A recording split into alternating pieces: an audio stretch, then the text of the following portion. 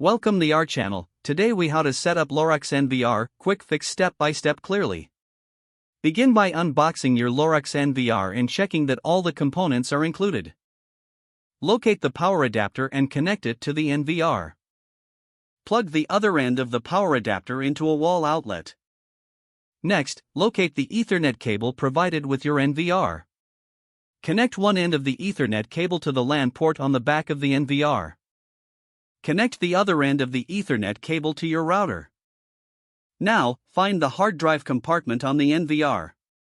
If a hard drive isn't pre-installed, carefully mount the hard drive inside the compartment and secure it.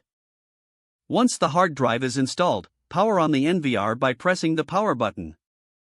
Wait for the NVR to boot up. This may take a few moments.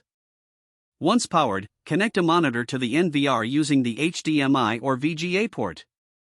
Switch on the monitor to see the NVR interface. Follow the on-screen prompts to set your preferred language and time zone.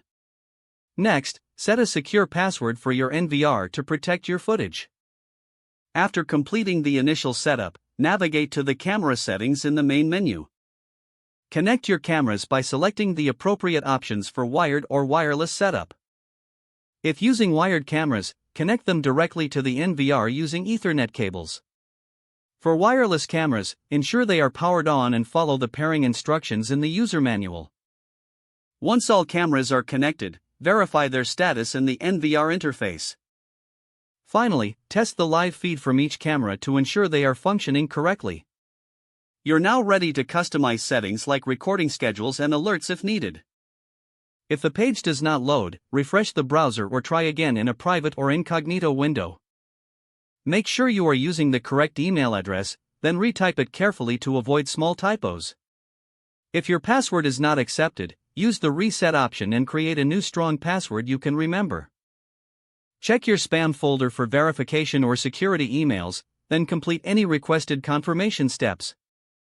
Enable two-factor authentication if available to improve account security and reduce unauthorized access risk. After signing in, review your profile details so your contact information and settings are accurate and current.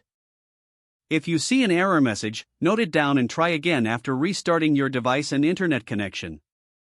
Don't forget to like this video and subscribe to our channel for more step-by-step tech guides.